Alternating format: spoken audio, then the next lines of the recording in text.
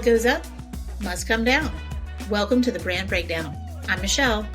And I'm Courtney. And this is where we're going to track the rise and fall of big brands, from companies to celebs to pop culture phenoms and everything in between. Let's get started. Hey there, everybody. Welcome back to the Brand Breakdown. Glad to have you with us today. We're going to be doing our weekly wrap up today, talking about what's happening with Kate and Charles and Meghan and Harry and all the people we love and all the people we love to maybe not love. So we're going to start off with our royal aficionado, Courtney, who's going to give us the latest updates. Hey. You guys probably, if you are loyal followers, noticed that we did not have an episode last week. Our schedules are crazy, so we're doing our royal weekly roundup on a Monday, but that's good because it lets you have all the information about things that happened over the weekend and also this morning. So congratulations, it worked out in your favor. So starting way to spin that. So you have to find the silver lining on everything. It wasn't our mess up, it was for the people. Absolutely deliberate. Okay, so first things first this week. Yesterday, Kate and the King were both released from the hospital, which I kind of found the timing interesting because they both announced they were going into the hospital on the same day, and then they were both released on the same day, which that timing was a little bit more up in the air because they had said the King was going to have to stay for, 2 or 3 days and Kate was going to stay for 10 to 14 days. And it just so happened that their releases coincided with each other. So they are both out of the hospital. She ended up staying 13 days, I think, right? Yeah, I think so. Yes, she stayed days. 13. It was 13 nights. So like 14 days, 13 nights, that type of thing. Like a cruise. Cruise that you come out with scars. I like that. I like that kind of cruise. So she stayed on the long end of what the anticipated length of recovery was going to be, which is interesting. We still have no details on what specifically the surgery was for or what her ailment was, and I think I imagine speculation is rampant, by the way. I know people are my favorite still is that people keep saying like she had a tummy tuck. I'm like, what did they tuck? Like the woman has the like most perfect washboard stomach you've ever seen in your life. And then, there's horrible people who are saying it's like, she's there for like addiction. She's there for mental health. Doubtful. Like she had a nervous breakdown. I've seen some people who are saying that she was escaping her marriage because she's in an abusive relationship with William, like really horrible things. And then people are pointing to the fact that trolls. So yeah, everybody who's saying all that, it's not from any sort of credible or reliable source. It's just trolls and drama. So can I just say something quickly about a tummy tuck? So I have a good girlfriend who had a tummy tuck years ago after her third or fourth child, I don't know. And she had a whole bunch of extra skin because she had like this thing where she took on a lot of water when she was pregnant. I don't know what that's called, but not like regular bloating. It was like something to do with being pregnant. Anyway, so she had a tummy tuck after that. And a tummy tuck, like you have to have something to tuck because they split your stomach muscles and sew them back together. It's incredibly painful. It's incredibly invasive. Now, I will say it's been 10 years since she had that tummy tuck or so, and her belly is still amazing. But she said it was the most painful thing she's ever been through. She's like, it was unbelievable. But you had to have something like her muscles had split apart. And so they cut you and they pull them back together and all this stuff. But Kate doesn't have that problem. Like I don't think that she has enough that could be tucked. You know what I'm saying? Right. Like, yeah, that speculation just doesn't even make sense. That's stupid. Yeah. I mean, that's just a bunch of trolls. We've seen her on engagements where, she's playing volleyball or she's playing rugby or whatever. And she will like jump up with her arms over her head. So like we see her stomach for like a hot second, and like there's nothing there. Like there's that's silly. Absolutely nothing there. But then people are also taking the fact that, so we saw William leave the hospital one day. He visited her, as far as we are aware, as far as there are photographs, we've seen him visit her once. And so people are saying like, oh, that's just proof that they have a horrible relationship because William hasn't been to visit her and he only went to visit her on like the third day that she was in the hospital. But A, they have 3 kids at home that he is taking care of. Yes, they have a nanny and yes, the kids go to school, but he still has to like be home for his kids. He can't, sit by her bedside all day and all night. But also, we didn't even know she went to the hospital. We didn't know she was like going to doctor's appointments and stuff like that. So the fact that people would say, oh, we've only seen him once, so that's proof, is like, right, but you're forgetting we didn't even see her arrive. Like he might have been in and out of that hospital 9 times a day, every day of this whole 2-week period. Just because you only saw him once means literally nothing. Like just because he didn't take his police escort right up to the front door doesn't mean he wasn't there. So I'm going to give William the benefit of the doubt and say that he probably was there more than the one time. I'm sure he was certainly, if not there the day she had surgery, like probably definitely the day after, but we didn't see him till the day after that.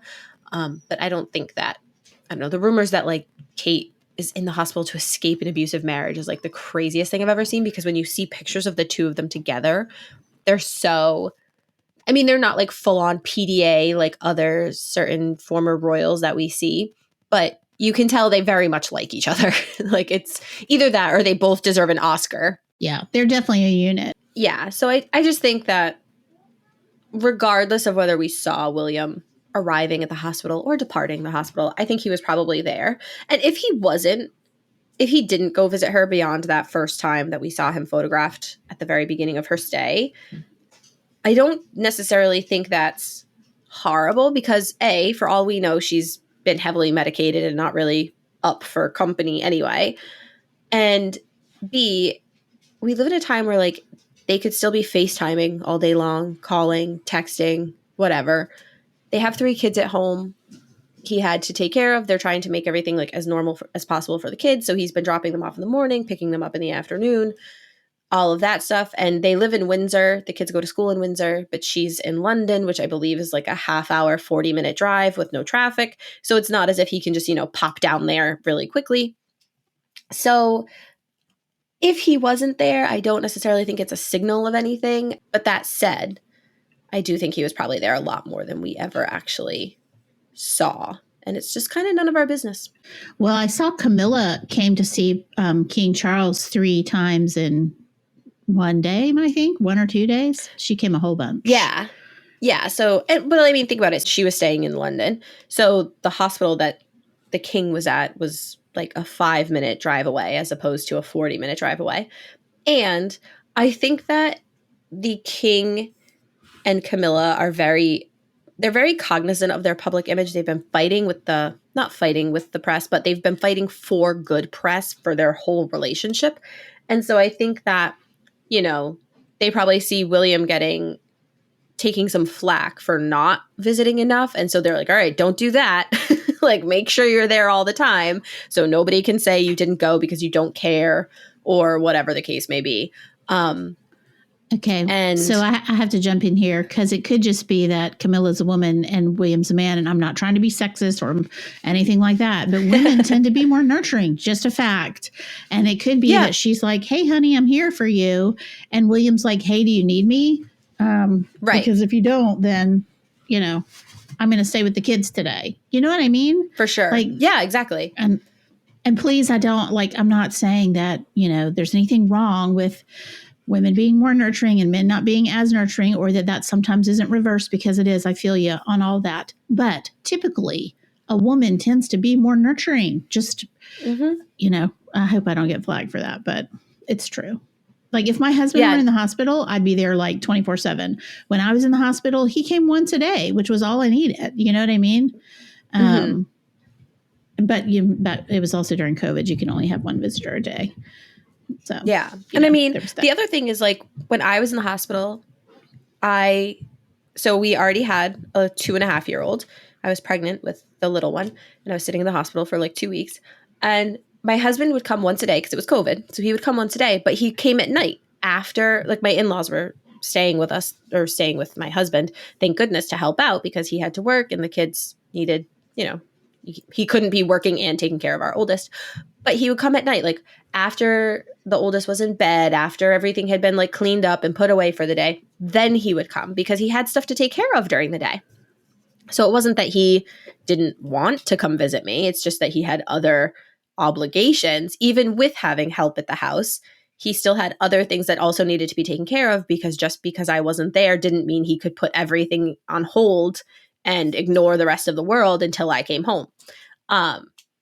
Which, sounds very similar to what is going on with William and Kate. Like, they have kids. She's in the hospital for 2 weeks. He still has a job that needs to be done. Yes, they have help, but he can't just stop everything. And then I've also seen people who, this is the most ridiculous thing.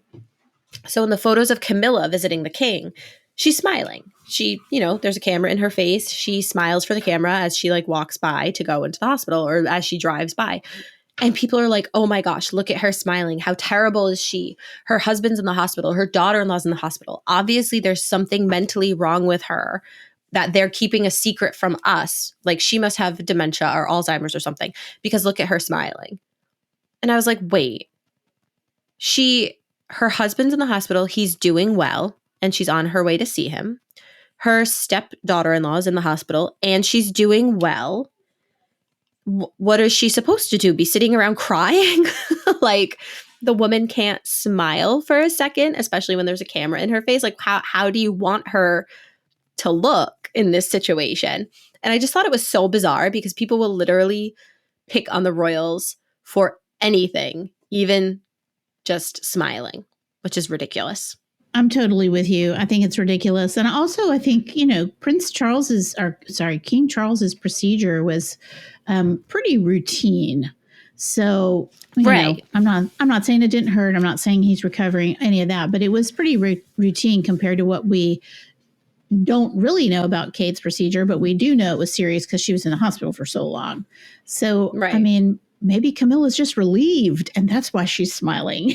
You know what I mean? Right. It doesn't have to be some conspiracy theory. Right. She's just happy everyone's doing well. And, she got good news. Her husband's doing well. Like, why would you not smile about that? So I just thought that was so bizarre. I was like, wow, people will really criticize everything. Like, if she had been driving up to the hospital every day crying, people would have been like, oh my God, how dramatic is she? How ridiculous is this? Look at her looking for attention. They probably still would have said something was wrong with her mentally. And it's like, okay, she can't win. So if you can't win, you might as well just do the thing that makes you happy, which is showing that you're happy. I just think she's just not, as revered or as well liked as some of the other royals. And that's just a fact. And that's okay. Like, that's just something that she probably deals with on a daily basis and certainly dealt with 20 years ago in a much more visceral way than she has to deal with now. And I think Queen Elizabeth was really helpful for her and King Charles as well with his support. But she's just not the most popular royal and people are going to look for things all the time. However, on the other hand, Kate and William, most popular royals, still there's rampant speculation on what happened or didn't happen or whatever. I just think people like to gossip and have fun. And here we are doing the weekly wrap up, speculating. I know why people are speculating. We're gossiping about the gossip, but that's exactly right. I think we take a positive approach, even to the people we don't like that much. I think we still try to spin it positively. So, well, we do the best we can, depending on the situation. How about that? Yeah, yeah. And that brings us to our next point.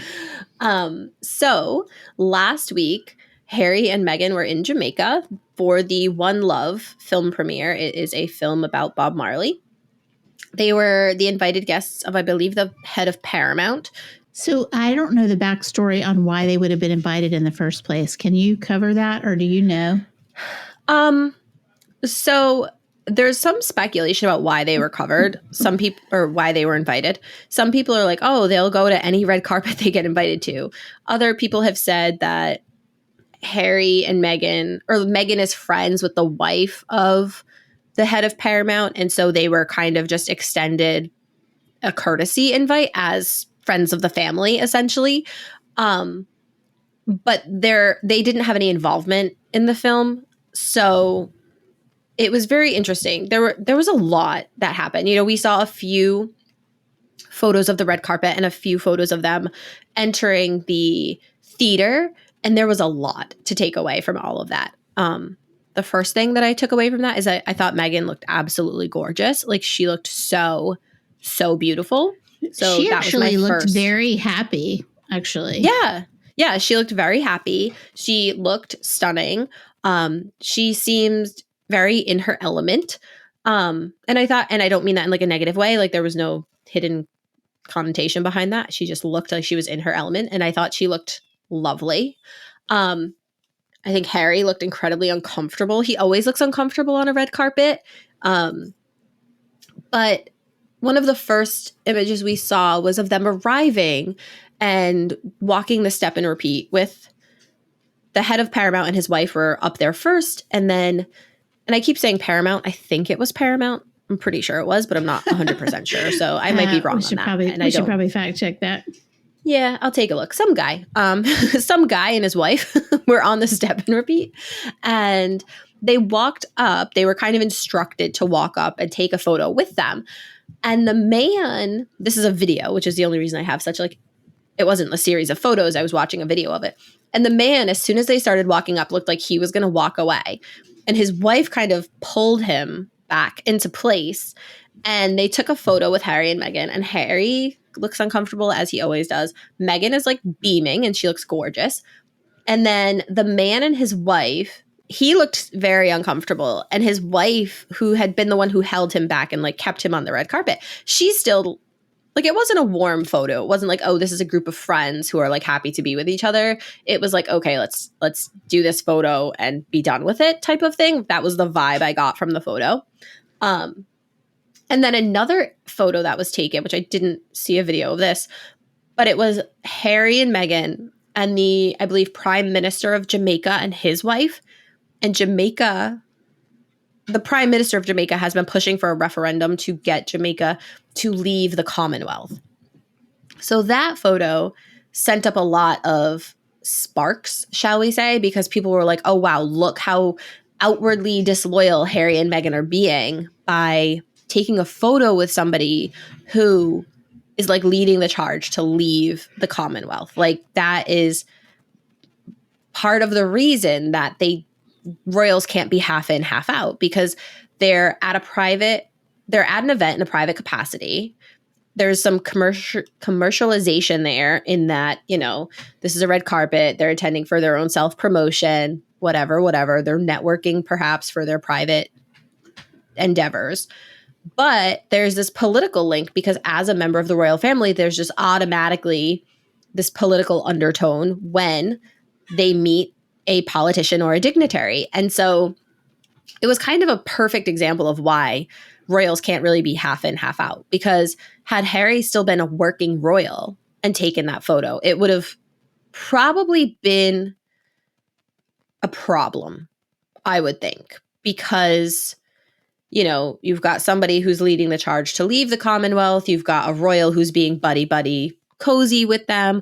Or conversely, perhaps that photo wouldn't have even been allowed to have been taken because, the royal can't be kind of being buddy with the person trying to leave. Maybe there's some like animosity there. I don't know. It was just like such an example of like how things can get twisted if you're half in, half out, and why it was important for them to just fully cut the ties and be like, if you're doing things, then you are doing them in a private capacity, not as members of the royal family, because a lot could have been taken from that if they were still full-time working royals. So what I read is that they were just personal friends of the Robins who invited them, that they really like Bob Marley's music because it resonates with them. And so that's the whole reason that they want. Now, some of the people that are sort of, Meghan, Harry not haters, I don't know what they call them, but the opposite of lovers, have said that it was disloyal of them to go to that premiere while Charles and Kate were in the hospital, etc. Which, they don't have a relationship anymore. I don't think they care. Right. And also not going to premiere in solidarity for someone else's illness is ridiculous. Right. You have to move on with your life, regardless of what's happening. But what I heard, the speculation that I heard, was that they were unhappy to have been seated halfway back in the theater. And I think you and I talked about it yesterday, that maybe those were just the best seats halfway back in the theater, because no one wants to be front row.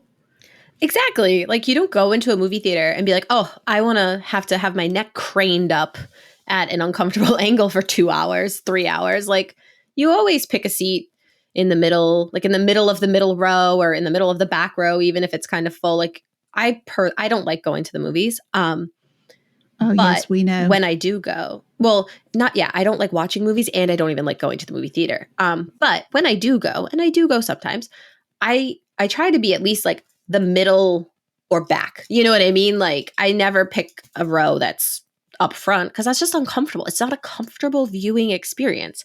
So yeah, there was a video of the two of them being shown to their seat, and it looks like they kind of hesitate before going into the row. But people, like you said, people were being like, oh my God, they're angry, they're furious that they're not in the front row. But I kind of think it was more that they looked a little confused, because it was like someone pointed to the row and told them to go in, and they were probably like, are we supposed to go all the way to the other end? Are we supposed to sit in the middle? Can we sit wherever we want? Is there an assigned seat? Like, it didn't look like they were given full instruction on where to sit, other than like, sit in this row. I think it was pretty innocuous. Yeah. If you watch the video, like, it doesn't look like anything crazy was happening. There's a photo going around that's a still shot of the video where Harry is scowling. He's furious.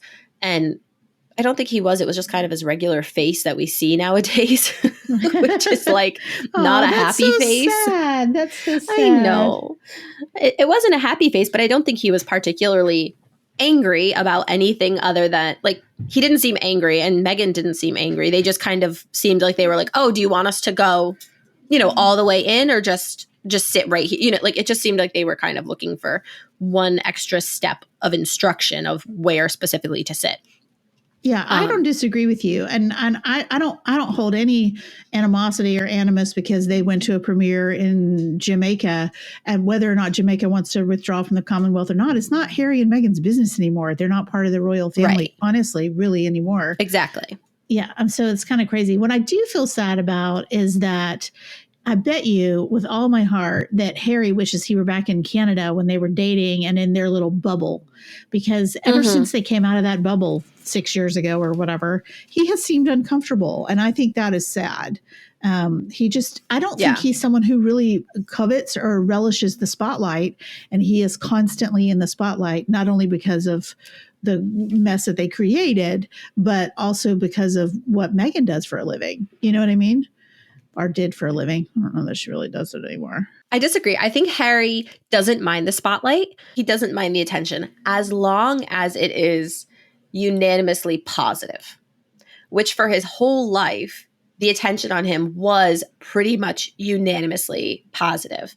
Because, when he used to do royal engagements, he would go out there to huge adoring crowds of people waiting for him, and he would be smiling and laughing and having a great time. And even when he was with Meghan, when she first started doing royal engagements and they did their first few together, he seemed so happy to be out there with her in public, kind of showing her off, So I think that when Harry knows that the reception he's going to get is going to be strictly positive, he's totally fine with the public. I think that now, when he goes in public, he knows some people are going to love it. Some people are going to hate it. Everyone's going to have an opinion.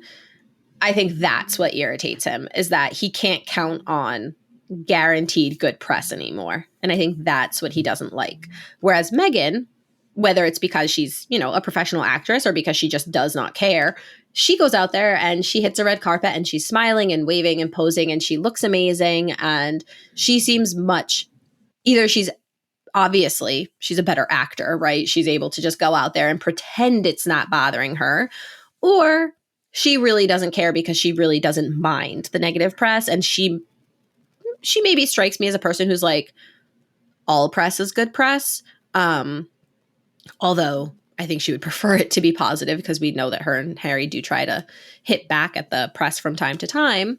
But Harry just seems pissed because he knows it's not going to be good, no matter what. Well, he wears his emotions on his sleeve, whereas Meghan does not. And he has always worn his emotions on his sleeve, which is why I think he enjoyed such popularity when he was in his 20s and early 30s, because, you know, he was either happy or sad or fun or boisterous or loud or whatever. And especially when it was just the three of them, William, Kate, and Harry, they had such a good time because the press, as you say, was almost unanimously positive then.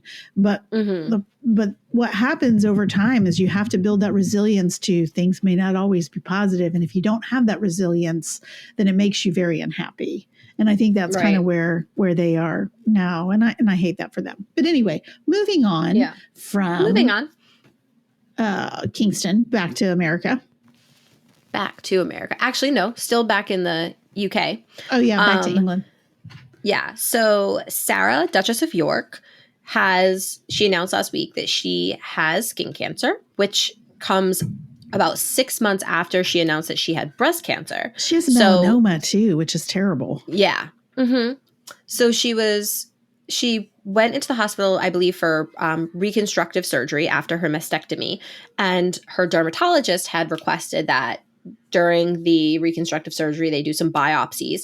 And when they did the biopsies, it came back that some of them were melanoma, unfortunately. So Fergie, in her kind of signature quintessential rose-colored glasses way, has said, yes, I have melanoma. I am feeling great. I'm doing great. Thank you so much to my doctor for being proactive. And like, please, everybody remember to do your yearly checks and to keep an eye on anything. So Fergie is one of those people who she has received more bad press than anybody for decades at this point. And she is just always, you know, she did have a period of time back in the 90s where she was a very like, woe is me. You know what I mean? Like she felt like everything that had happened was unfair. Yeah. And so she would do an interview where she would kind of come out and say like, you know, she wouldn't say it outright, but she felt like things were kind of stacked against her, which, I mean, remembering that her and Andrew were told that they would divorce, it wasn't what they wanted. They were told that they were going to divorce. So she had that feeling of like, you know, woe is me. Everybody hates me. Nobody's on my side. I can't even stay married to the man I love. His family is controlling my life. This is terrible. And then you go through, you know, on holidays, her kids are with her ex's family because her ex's family was the queen. And so she had a period of time where she was very negative. I don't want to say very negative, but you could tell she was unhappy and she had a bit of a victim mentality. She has really turned that around in the last like few years. And now she just, everything, I don't know if it's maybe because her relationship with the royals got so much better, or her, you know, her daughters have both had kids now and her daughters are grown and married. So maybe she's just living that like grandma vibe where she's just like happy to be happy. I can't wait for that. I hope that happens someday for me. I want the grandma vibe. You have so much time. Your kids are young. I'm ready. Hopefully, knock on wood.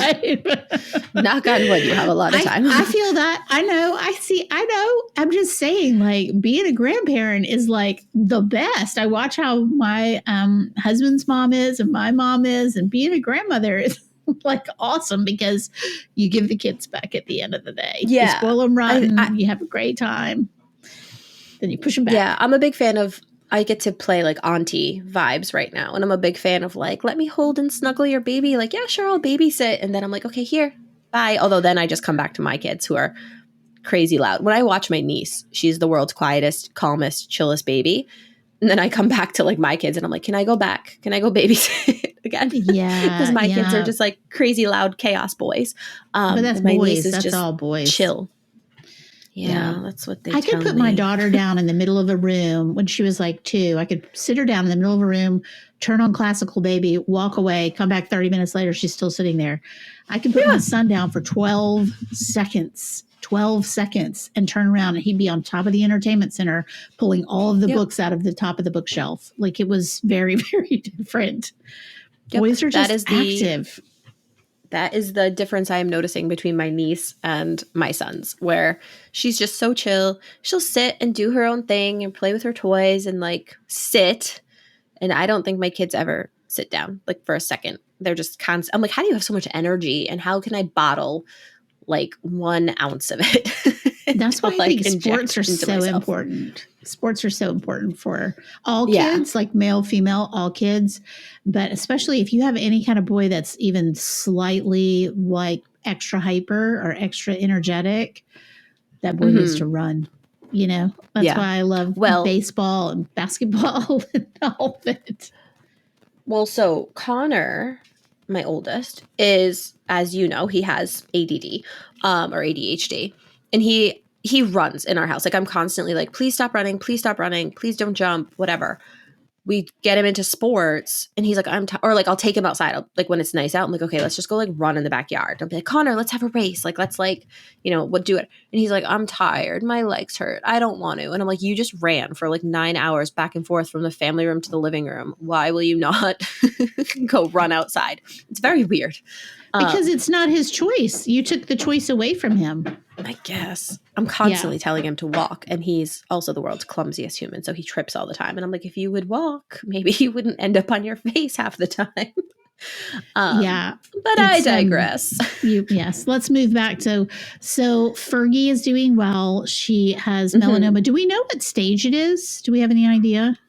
Nope, they didn't say, but she said that she is feeling great and she's happy that her doctors were so diligent. And I also imagine, obviously I don't know this to be true, but obviously Fergie is very fair-skinned and she has freckles. So I imagine she's probably getting her regular and routine checks. So hopefully, and she just went through breast cancer treatment, so they would have been doing scans and stuff. So hopefully this is like, early stages and it was a single mole or something like that. And they've caught it and removed it early. But they didn't go into any details about if she needed further treatment or staging. So hopefully this was just we found one and we've removed it and we're keeping an eye on things. I hope so. Melanoma is a difficult one. For sure. Well, all right, cool. What else have we got? For Fergs. Yeah, fingers crossed for Fergs. So last week and the week before, Robert Hardman's book about the king, it has a different title in the UK and the US, but it's like the making of King Charles III. There were some excerpts of the book being serialized in UK newspapers, and one portion that was serialized was that the late Queen Elizabeth II, had actually been very upset that Meghan and Harry named their daughter Lilibet after her. At the time that she was born and that her name was announced, it had been said that Meghan and Harry spoke with the Queen. The Queen was pleased to hear that they were giving her name. And Meghan and Harry, when there was a little bit of pushback about this in the press, said they never would have done it without the Queen's blessing. According to Hardman's book, it appears that may not be the case. It appears that the Queen at the time kind of felt like she had no choice in the matter because they were telling her, like, hey, we're going to name her. I think what my guess is that the conversation was like, we're going to name her after you. And the Queen was like, oh, that would be so lovely. Not realizing that they were not naming her Elizabeth. They were naming her Lilibet. And the reason that the Queen was so upset is because Lilibet is a nickname that when she was little, she could not say her name, Elizabeth. So she kind of called herself Lilibet. And then her parents and her sister called her Lilibet as well. And then when she was older, Prince Philip also called her that. And only her closest family and some friends, like this wasn't even really a name that her friends called her. Her closest family called her Lilibet. And so in the book, it is said that one of the things that the Queen said was that, I don't own any of my homes. I don't own any of the art. The only thing I own is my name. And now they've taken that from me. So she was pleased to hear they were naming the baby after her. But when she learned that it was actually her, private family nickname, that made her unhappy because she felt that that was kind of like that was hers and hers alone, which I totally get. Especially after Meghan and Harry had put the family through so much hell. And then to say like, oh, we're going to use your like private family nickname.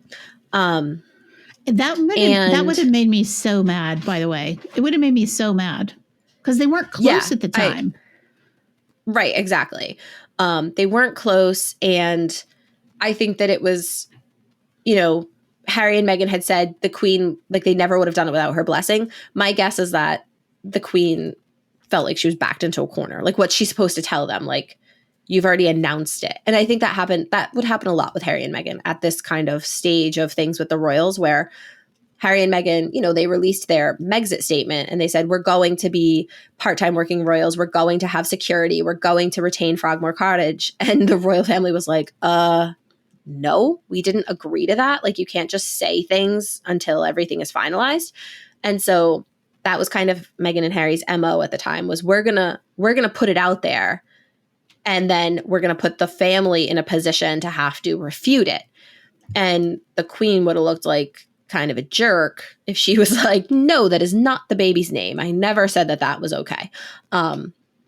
So that was just an interesting, it's funny though, before Lilibet was born, and I think before even Archie was born, Harry and Meghan had been doing an engagement and there was a little girl and Harry was talking to her and he was like, oh, what is your name? And she said, my name is Lily. And Harry said to her, this is like on video, Harry said to her like, oh, we love the name Lily. How do you spell it? With an I or with a Y at the end, like Lily or Lili. And I can't remember what she said. But this was before they even had Archie. So it seems like, Meghan and Harry did, even when they were still on good terms with the family, they did like the name Lily and they were maybe considering names for a boy or a girl, and they always had Lilibet in mind. So I just think, once again, it's a situation where there's a big miscommunication between the family and recollections may vary. And Harry and Meghan probably said to the Queen, oh, we're going to name her after you. And the Queen was like, oh, that's lovely. Thank you so much for naming your daughter after me. And then when they said we're going to name her Lilibet, the Queen was probably like, oh, like, okay. But now I feel like a jerk. You know what I mean? So she probably just let it go because what's she supposed to do about it? Well, let's remove how the Queen felt about it in the first place, because if someone took my nickname, which I have a very specific nickname, and someone took my nickname and said, hey, I'm going to name my child, Michelle, and then I'm going to call her this specific nickname, and I wasn't on good terms with that person or they were estranged or whatever, I'd be like, what the ever-loving F? Like, no, do not take my nickname. So let's just remove the fact that Queen Elizabeth was probably not happy about the Lilibet taking of the name. The presumption of someone saying, I'm going to take your very intimate nickname and name my child that, even though we are estranged, we are leaving your royal family. We are not going to be part of what you wanted us to be a part of. But hey, guess what? We're going to take your name. It would have burned me up. Like it really truly would have. And I'm not the Queen of England. And that's, you know what I mean? Like it would have really upset me. It would have really upset me. I don't care about, your child is beautiful and I love your child and I'm glad that you're naming her this beautiful name, except for the fact that it's not her name. Like, I don't know. It'll be interesting to see when Lilibet grows up, if she calls herself Lilibet or calls herself Lily or calls herself whatever, you know what I mean? It'll be interesting to see what she does. And eventually she will know that her grandmother was not too, our great grandmother was not too excited that she was named after her. It will come out. So honestly, that's the thing that makes me the saddest about all of this stuff with the Sussexes and the royal family is that, whatever, they left, they were unhappy, they moved to Canada and then to California. They're not part of the working royals anymore, whatever. But one day, their kids are going to be old enough to read about all of the back and forth. They're going to be old enough to like watch the Oprah video, watch the docuseries, and read any of the other side of it. You know, if they're like curious about it, like, hey, what did my grandfather, the king, actually say when this was happening? And they'll be able to see that this was not some sort of either, because we don't know what Harry and Meghan are telling them, right? Like Harry and Meghan, maybe they're being good, kind, decent people. And they're like, yeah, you know, that just wasn't the life for us. So we moved to California, but everything's great. Like maybe they're not putting their kids in the middle of it. Maybe they're like, yeah, we live far away from our family, but like that's just because we like living here. And, you know, the UK is cold and rainy. So we don't want to live in the rainy cold. We just wanted to live in California near Grandma Doria. And if that's the case, cool. But one day the kids will still find out the truth. And if that's not the case and Harry and Meghan are sitting there being like, you know, those are bad, terrible, horrible people and we don't like them and they treated us terribly, blah, blah, blah, blah, blah.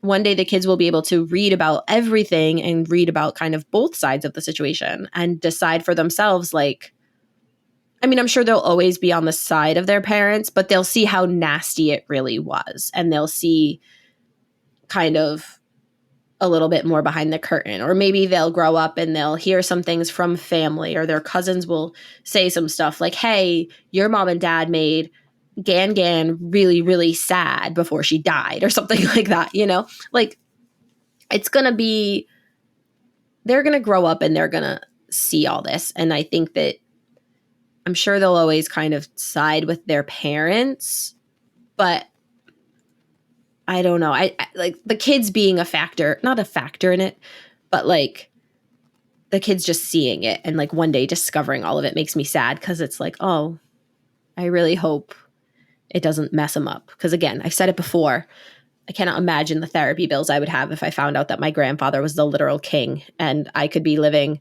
on the Windsor Castle estate and like hanging out at castles and all, like I'm a princess and that's been kind of denied to me by my parents who threw a hissy fit. Like, oh, I can't imagine how much therapy it would take me to reconcile all of that. Yeah, you know, but they might be raised to believe that the royal family is bad. So they might be like, they might grow up and be like, I'm so glad I'm not a princess. I'm so glad that stuff's not happening. You know, right. We don't know how they're being raised. So we don't know if they're being, you know, raised to believe they're a princess that's been denied their right to be a princess. Like we have no idea. We won't know until those kids are teenagers or adults and see how they act. You know what I mean? Right. We won't know. Anyway, well, yeah, it's a pretty name, sad. but it's a pretty name, but I don't disagree like that with the people who say that, you know, that name was not theirs to take.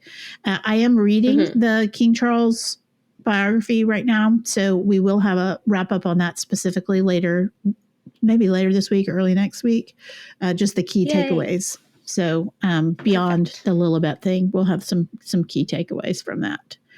But anyway, so I don't think we have any more royal news for today, do we? I don't think so. I think that was everything. Well, I hope you guys have a great rest of your week and look for a new episode about Kate coming in the next couple of days and then a new series starting soon.